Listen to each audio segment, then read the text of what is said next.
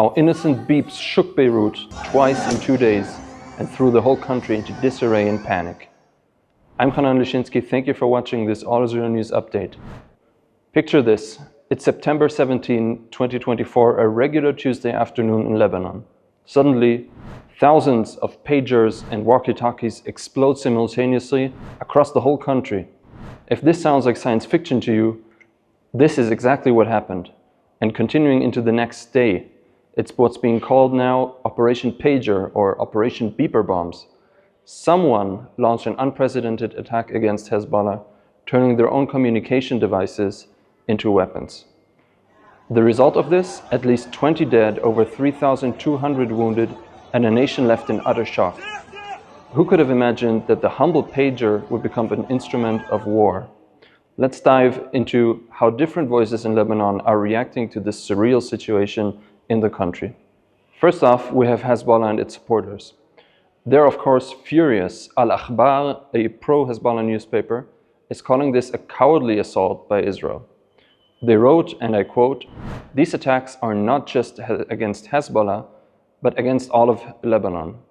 They represent a clear escalation by Israel and demonstrate the lengths to which the Zionist entity, this is how they call Israel, will go to undermine Lebanon's security." But they don't stop there. Al-Akhbar goes further, framing this as part of a broader neo-colonial strategy. The newspaper argues, neocolonialism, despite its different tools, still relies on the same old principles: control of resources and keeping other peoples in a constant state of subordination. But here's where it gets more interesting. On the other side, we have voices that are more critical of Hezbollah. They're concerned about escalation, yes, but they're also subtly, very subtly, questioning Hezbollah's role in all of this. Take Ali Hamadeh from the An-Nahar newspaper.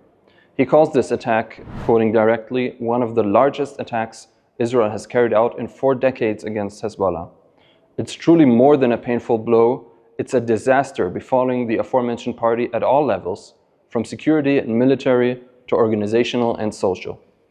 Now, he doesn't outright blame Hezbollah, but if you read between the lines, the criticism is there.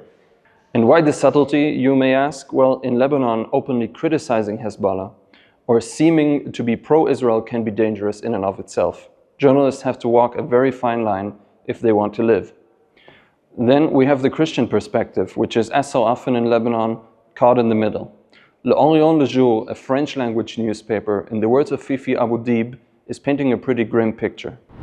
They say, "We have never seen such a war in Lebanon. It pits the Israelis, insatiable colonialists and sadistic pranksters, against the eschatological fighters of Hezbollah, for whom death and time are nothing as long as they are part of divine will."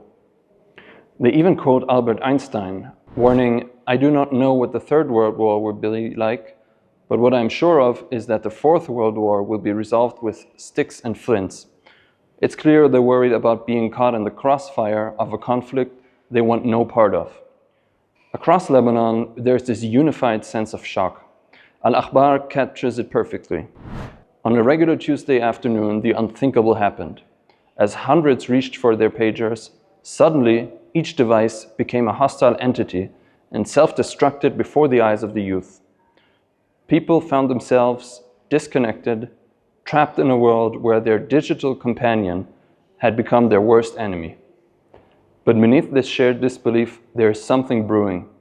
You won't hear anyone openly supporting Israel. That's still very much taboo in Lebanon.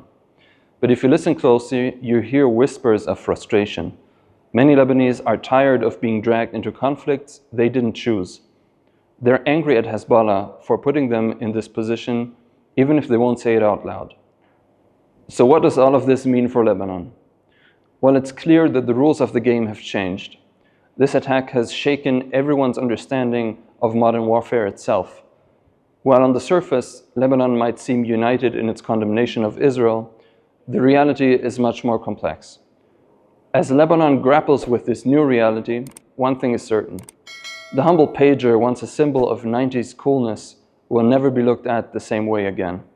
In Lebanon, it's now a symbol of a new kind of warfare, one that turns everyday objects into potential weapons.